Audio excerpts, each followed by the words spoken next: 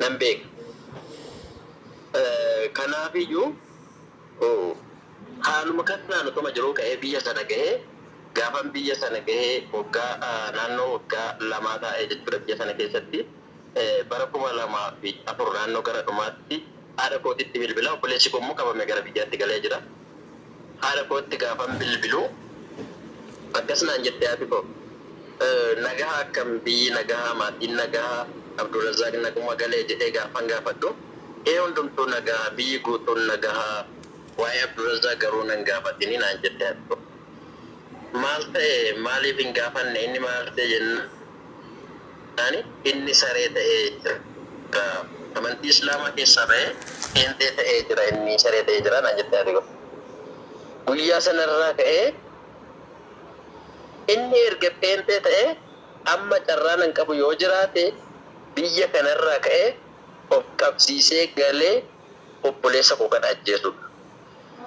Maaliifi hinaaffaa islaamummaadhaaf qabu namni tokko amantii islaamaatiin ala yoo jiraate firummaa hin qabu waan jedhamuufi kanaaf inni amma booda firummaa hin qabnu as jala yoo jiraate dhaga'uu danda'a.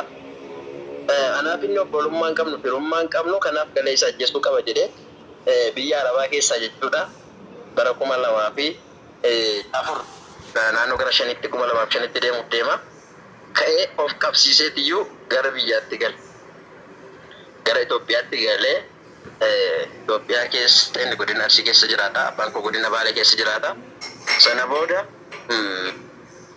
gaafan galee jedhu akkuma magaalaa ga'ee magaalatti sana jalqaba isan argee namni kaa waggaa yoo xiqqaate otoo isaan waliin argin naannoo waggaa 12 akkas naannoo waggaa 13 naannoo san geenyee jira.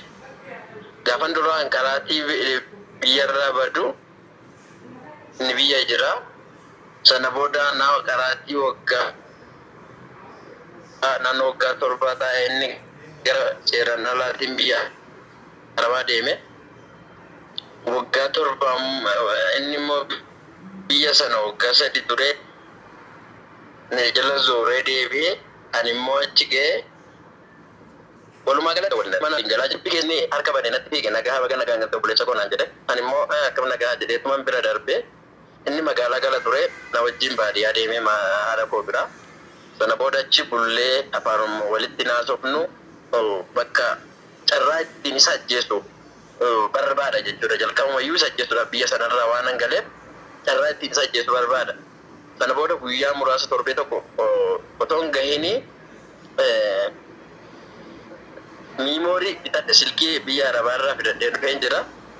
Miimoorii bitadheetiyyuu siifan sirba itti jaarsifadha jedhee mana kompiitaraa yookiin immoo mana moobaayilaa deemne mana sana keessatti namtichi sun Tasfaayee Dammaraa jedhama mana moobaayilaatii. Erga sirba hundumaatti naafee booda sirbi tokkollee sirba bareedaa wayitti Ahmad Sharif itti fe'ii fi dhugabaatii barsiisaa Muhammad Abdallaa kanaadha jechuudha. Itti fe'ii fi jedheen namicha kanaan Tasfaayee sun beentaadha. Sana booda keessatti naafee sirbuma wajjin walitti dabale jechuudha.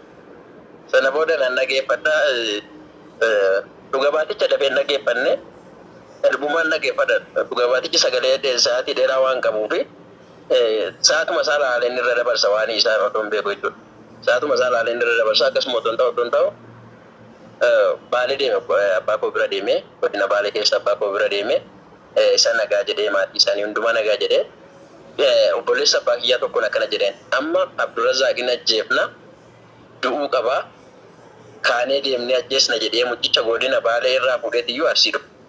Gaafan Arsii dhufu obboleessi koo mana xiqqoo takka keessa gala mana sana keessatti bakka bira bullee achitti ajjeesnee bira deemna jennee mari'annee gaafa ajjeesuudhaaf qophoofne jennu manni isaa xiqqoo waan taateef obboleessi tokko faarfataa Ingidaa Tolosaa jedhama. Faarfannaa isaa namoonni baay'een hin beektu. Kottu na bira bultaati manni kee xiqqishuudha waan ta'eef keessummaa waliin sin geessu. Kanaaf kottu na bira bultaa isaan immoo mana kanaa bulanii jedhee isa nu biraa fuudhee deemeen jechuudha. Silaa guyyaa sana ajjeefna ture akeeka Waaqayyooti. Kottu ati na bira bultaa isaan immoo as mana kanaa bulanii jedhee nuti mana isaatti nu dhiisee mucaa nu biraa fudhatee galee. Kana hunda namatti hin himne obboleessa abbaa kiyyaa kun birrii yeroo sana birrii 70 bitatee shaanxaa keessa yookiin boorsaa keessa kaawwatee qabee jiru.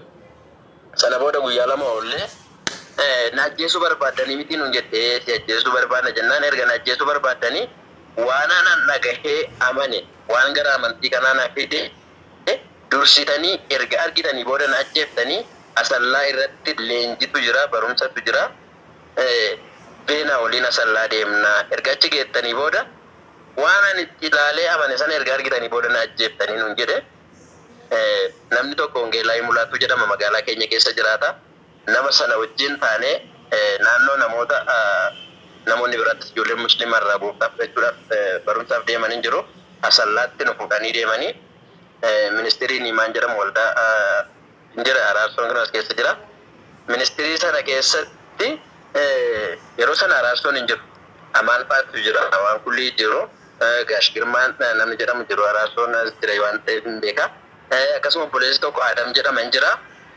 namoonni kunniin bakka janaatti fuudhanii naan deemanii abdootu dhufee nu barsiisa guyyaa sana abdootu barsiisa abdoon tuas jala jiraate sagalee koo dhaga'ee baay'een asin duras dubbadheen jira waan ta'eef waan irraan kaafane waan soba hin taane dubbadhaa jechuudha.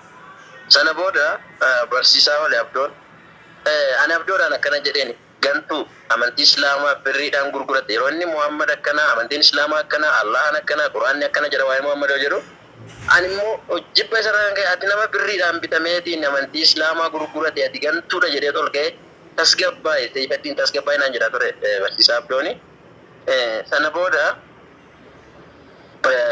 gaafa inni akkas naan jedhu guyyaa afuriif barumsan baranne gaafa guyyaa shanaffaa cuuphatu jira ani cuuphaas hin fudhanne hin barbaadu jedhee sanani ka'ee gara biyyaatti galee jechuudha. Ka'ee gara biyyaatti gale. Sana booda gaafa otoo biyyatti hin galini waan bira darbuu hin qabne keessa obboleessa abbaa kiyyaa kana hin kadhatu galgala xalla'u ani kilaasitu jira haala isaa obboleessi keenya Araarsoon booda itti himuu danda'a haalli iddoo sana jechuudha.